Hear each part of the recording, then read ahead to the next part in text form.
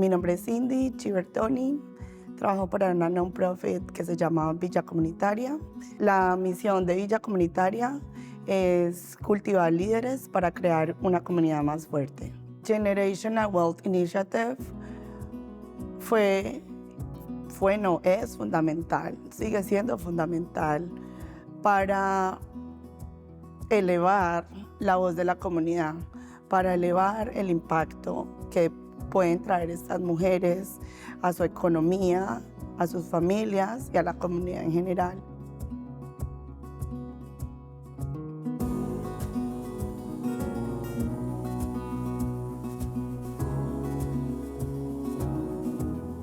The Generational Wealth Initiative is an opportunity for the city to address the racial wealth divide that has impacted Black, Indigenous, and people of color in Seattle, Washington, and to do that through a lens that elevates community voice. People know the racial wealth gap exists, that it's a problem that government does have a role in creating and therefore addressing. Department of Neighborhoods found folks to collaborate with, what existing work is out there, and who are leaders in the community who can help to have this conversation. People's Economy Lab was brought on as a consultant to the BIPOC Generational Wealth Initiative to identify strategies to close the racial wealth gap for the city of Seattle in collaboration with the Community Roundtable.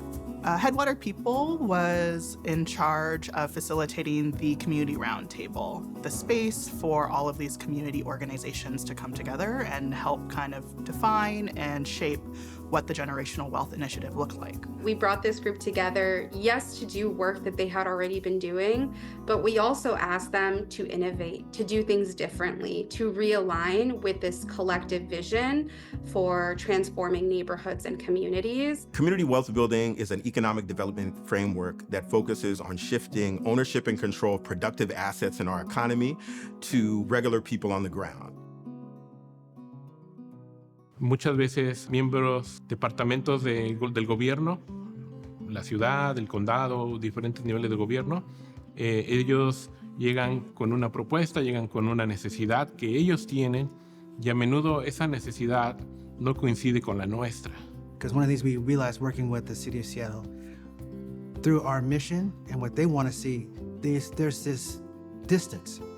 Putting together this community roundtable, it was really critical that we have community voice at the center of this initiative. It's a way to ensure that the solutions developed are long-lasting ones and ones that actually work. People are the experts of their own lives. Communities and folks have their own ideas and just aren't given or aren't offered the opportunity to resource them. The 6 community wealth building strategies that emerged after engaging our BIPOC community roundtable were broad-based worker ownership, community ownership of real estate, affordable access to capital and community-controlled capital, progressive procurement, equitable small business ecosystems, and wealth retention and asset protection programs.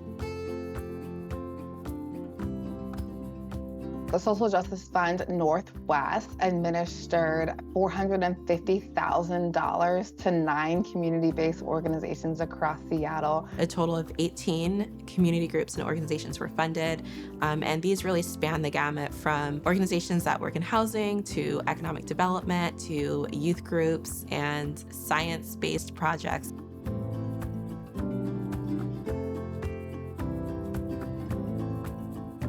No habíamos tenido la infraestructura para poder hacer lo que hicimos este último año con ellos, y que es dar solución a una necesidad de la comunidad, que es cuidado para niños. Sin ese apoyo y esa infraestructura económica y de recursos, de consultores, el camino hubiera sido diferente. Our Generational Wealth Initiative Roundtable, this is a group that made the decision about how funding would be allocated, that made the decision about what we would focus on, that made the decision around what our strategies would look like. And being able to surrender that power to work differently really is experimental when it comes to an institution that is so used to working in its own way. It's important to give people time to experiment with their strategies, experiment with what it looks like to implement that strategy in their particular context, in their particular community. It was spoken to us from the Roundtable Group as a privilege to fail. Often, Black and brown folks do not have the privilege to fail.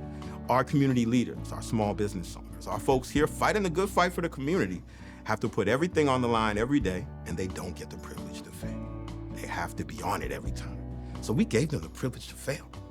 It's tremendously valuable and empowering and healing to be given what you deserve.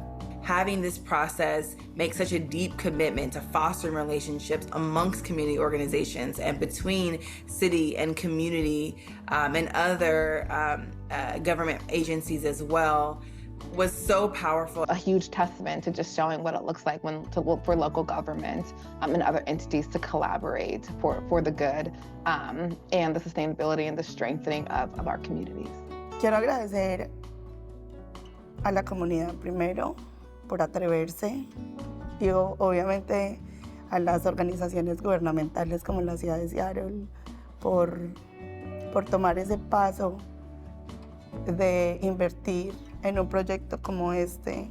Yo creo que lo que mejor podemos hacer todos es, para que este trabajo valga la pena, es continuarlo. Pero además de continuarlo, encontrar los modos de mantenerlo. And so it really inspires and motivates us to imagine what more can do, what more of this genius that we've helped to harness can do if we direct it towards community wealth building and transformative and restorative development for our communities.